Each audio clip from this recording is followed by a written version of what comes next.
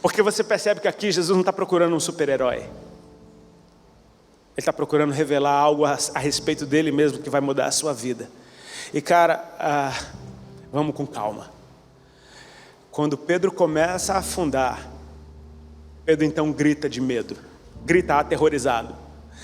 Cara, percebe como isso é engraçado? Eu posso fazer uma dinâmica aqui rapidinho, só para quebrar o gelo? É a última sessão, vocês estão morrendo de sono, aguenta aí. Eu vou contar até 3, por favor, me ajuda, por favor, amém? Dê um grito aterrorizado. Por favor. Não, calma, todo mundo junto, homem. Eu vou precisar de você, eu vou precisar de ti. Quando eu contar até 3, por favor, você me dê um grito aterrorizado para não me deixar pagando mico aqui sozinho, amém? 1, 2, 3. Cara, excelente, foi o melhor grito aterrorizado que eu já ouvi. Já percebeu que quando a gente grita aterrorizado junto, ninguém pagou mico?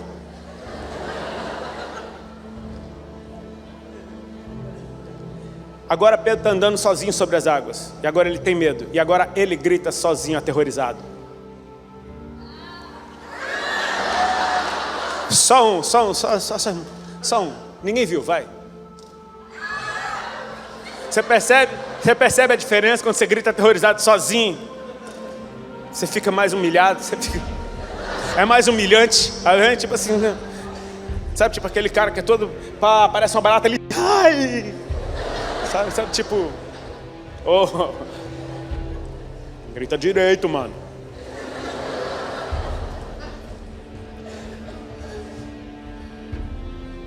Pedro gritou aterrorizado, só que ele não simplesmente gritou, ele disse: Jesus, salva-me.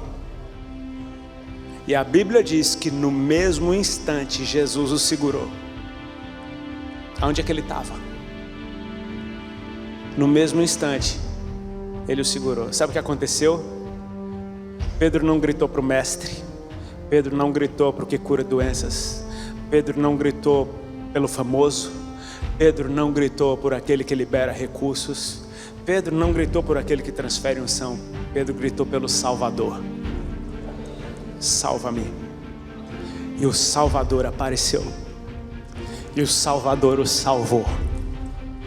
Amém? E o Salvador o trouxe para o barco. Essa parte do filme, quando eu chegar no céu, eu vou querer perguntar para Deus como é que eles voltaram para o barco. Porque a Bíblia não me diz. A Bíblia não diz se Pedro voltou caminhando com Jesus ou se Pedro voltou nos braços. Eu acho que a segunda, ela é mais apropriada. Um cara que estava afundando, Jesus segurou, catou ele no braço e traz ele que nem um bebê para dentro do barco. Aquele bebezão, Pedrão. Bota ele dentro do barco. Jesus entra para dentro do barco com Pedro nos braços. Só estou aqui, é a minha imaginação criativa, amém? Minha imaginação renascida no Espírito. Entra dentro do barco e agora o vento parou. Ele entrou dentro do barco e o vento parou. Parece que foi um cenário criado pelo próprio Deus para levá-los até aquele lugar. E quando eles viram tudo aquilo, eles agora estão dando de cara com o Salvador, que acabou de salvar. Então nessa hora, eles o adoram e reconhecem: tu verdadeiramente és o Filho de Deus. Então você percebe que o mestre não levou eles para o lugar de adoração, o que cura não levou, o que provê, quem levou eles para o lugar de adoração foi a experiência com o Salvador. O Salvador vai te levar para esse lugar. Eu posso te dizer por quê? Porque o Salvador, ele te encontrou no limite. Amém? Ele encontrou quando tuas forças acabaram. Na verdade, sabe por que a gente está aqui? Porque a gente perdeu. Mas como é que você está aqui hoje? Ele venceu. Eu tinha um câncer no meu corpo. A lógica, a medicina me disse que eu estaria morto nessa hora. Eu perdi, mas ele venceu. E quando ele entrou, ele me deu uma chance de viver de novo. Então eu tive uma experiência com o Salvador nessa vida. Eu não estou falando da salvação para a vida eterna, aquela que a gente vai receber. Eu estou falando, ele salvou essa vida que você está vendo aqui agora. Isso daqui que está falando para vocês agora é um milagre de Deus. Não era para eu estar aqui, ou seja, eu morri, mas ele venceu. E se com ele eu morri, com ele eu ressuscito. Então agora eu entendo que essa vida não é minha, é dele. Então a experiência com o Salvador me levou para um lugar de adoração. onde eu conheci a Deus, e a única forma de eu me relacionar com Ele é o adorando. É esse lugar do qual eu não quero sair. É esse lugar que me faz permanecer 18 anos a fio, entendendo que eu não tenho mais para onde ir, porque eu não tinha mais vida, e essa vida que eu tenho agora já não é, entende o que Paulo falou? Agora já não vivo eu, mas é Cristo que vive em mim. É a experiência com o Salvador que te faz permanecer. Meu irmão, só quem experimentou isso sabe do que eu estou falando.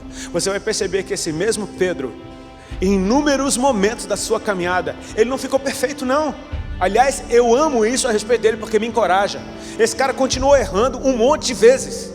Só que a multidão, sabendo que Jesus multiplicava a comida, estava com fome, se reuniu de novo. E Jesus, conhecendo o coração deles, falou: só vieram aqui para comer. Aí Jesus dá uma palavra, uma lapada, e ele falou: quem não comer da minha carne, quem não beber do meu sangue, não tem parte comigo. E os caras falaram: uou, quem é que pode ouvir um discurso como esse? E diz a Bíblia que desde aquele dia, muitos dos seus discípulos já não andavam mais com ele. Discípulo que não permaneceu. Aí Jesus vira para os outros e fala: vocês não querem ir embora também? Lá vem Pedro: para onde eu irei, Senhor? Eu não tenho mais vida. Eu experimentei o Salvador, eu não tenho mais vida. Só tu tens as palavras de vida eterna. Eu imagino que na cabeça de Pedro, tipo assim, esse discurso realmente é difícil de ouvir, Senhor. Não entendi nada, mas eu não tenho para onde ir.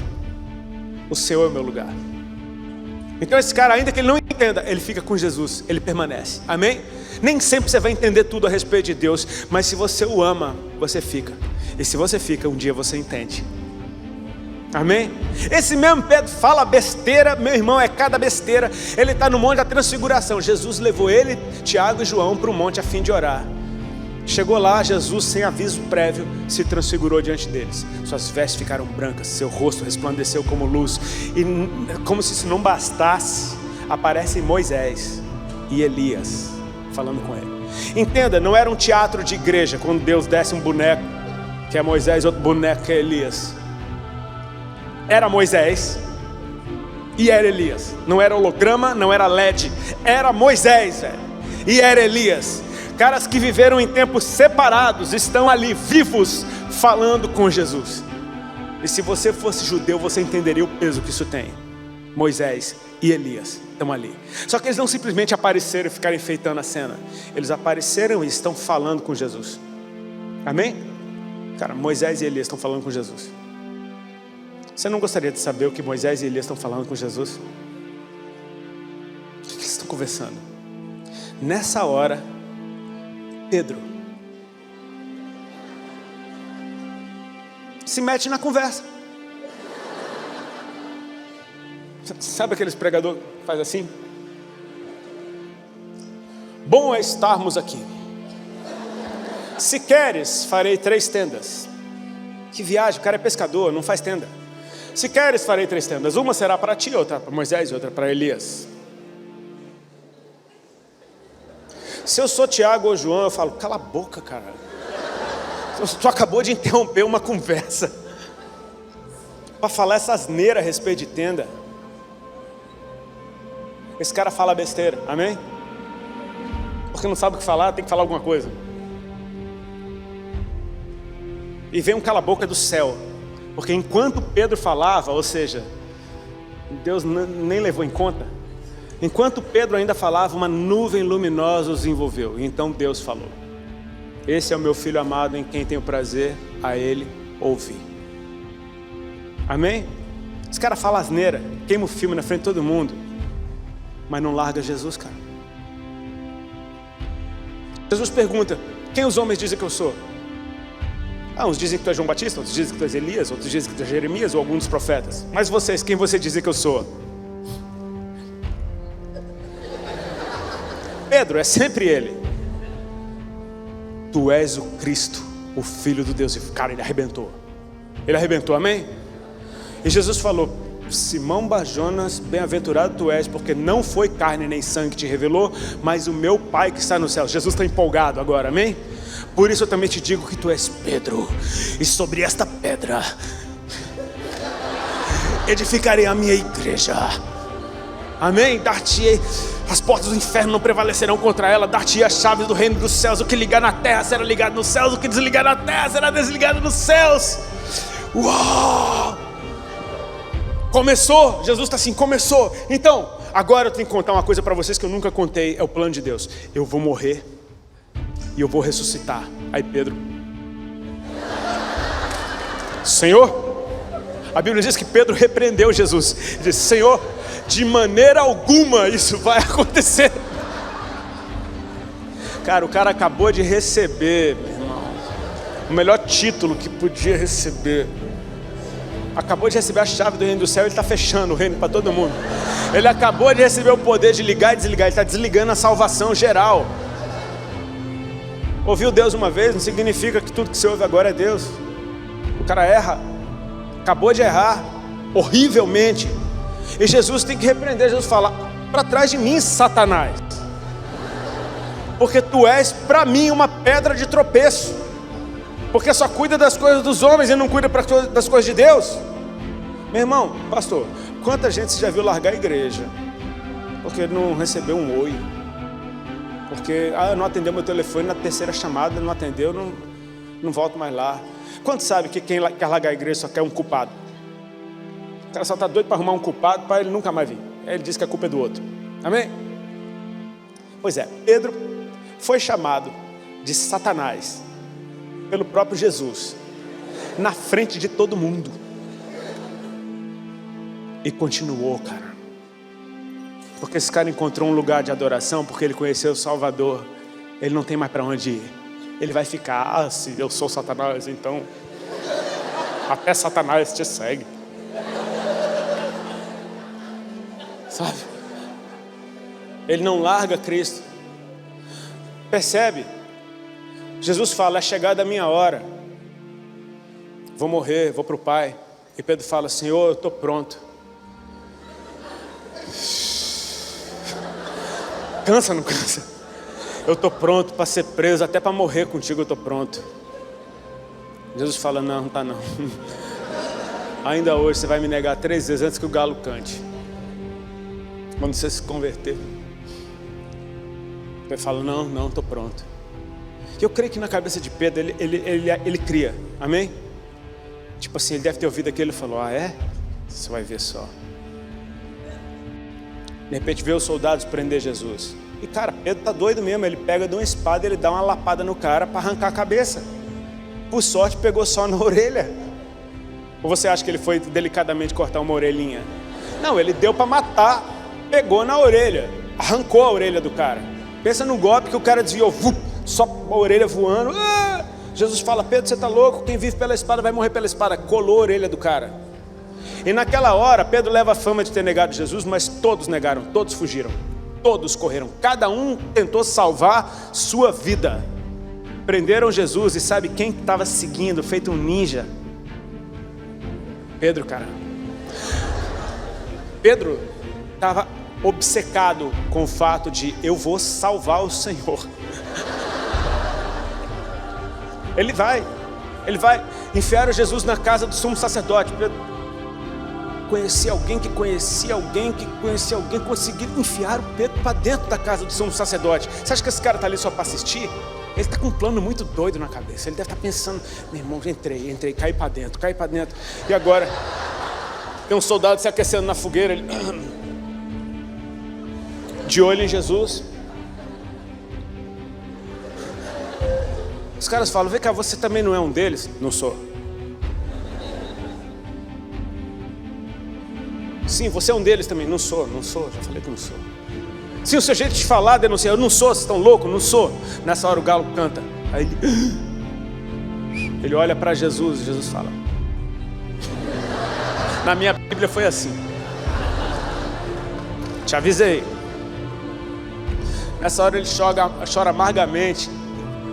Só que ele conheceu o Salvador, ele não tem para onde ir, cara. Ele vai para o meio dos discípulos, ele fica com a galera, ele fica com todo mundo. Tá todo mundo junto, ele está lá no meio. Cara, eu posso te contar 10 mil histórias desse cara, porque para mim ele é fantástico. Eu falo nesse tom de brincadeira, porque essa é a nossa humanidade. É para você ver como a gente é engraçado. Como a gente fala que faz e acontece, na hora a gente espana. É quando a gente acha que está dando um grande ensino, a gente está falando a maior abobrinha do mundo. Esses tempos agora eu estou fazendo meu devoção, estou lendo minha Bíblia todinha de novo na cronológica, que eu acho maneiro. E eu me deu o prazer de ler Jó inteirinho de novo, mesmo sabendo que são 40 capítulos de gente falando bonito e falando besteira. Até Deus começar a falar. É 40 capítulos do povo falando bonito e falando besteira. Todo mundo falando de Deus, coisas lindas, só abobrinha. Deus fala, meu irmão, vocês não falaram de mim o que era reto. Então você percebe que a gente às vezes fala bonito e fala besteira? Esses somos nós, cara. Só que se você conheceu o Salvador, essa revelação te levou para um lugar de adoração no Espírito. Você sabe que você não tem mais vida, que tua vida é dele. Então ainda que você erre, e erre, e erre, e erre, e erre, você volta, e volta, e volta, e volta. Porque não tem mais lugar para você fora dele. Tem 18 anos que eu e minha esposa estamos no Senhor. 18 anos e a gente nunca largou Jesus. E a gente errou inúmeras vezes nesses 18 anos. Por dia eu nem sei quantas vezes. Mas sabe o que? É nesse lugar que eu vivo agora. É na presença dele. Eu não escolhi estar ali. A revelação do Salvador me levou para lá. E só se eu for muito burro para querer sair dali. Porque eu entendo que essa vida não existiria se o Salvador não tivesse me pego pela mão na hora que eu gritei por socorro. Ele vem. O Salvador vai te mostrar Jesus, Deus. Amém? E a Deus, você não fica querendo ser amiguinho. Quando Deus aparece, você o adora. Não tem outra coisa para fazer. Quando Deus aparece, você o adora. Quando o papai aparecer, você pula no colo dele. Quando seu amigo aparecer, você dá um abraço. Quando o mestre aparecer, você ouve o que ele tem para dizer. Mas quando Deus aparece, você o adora.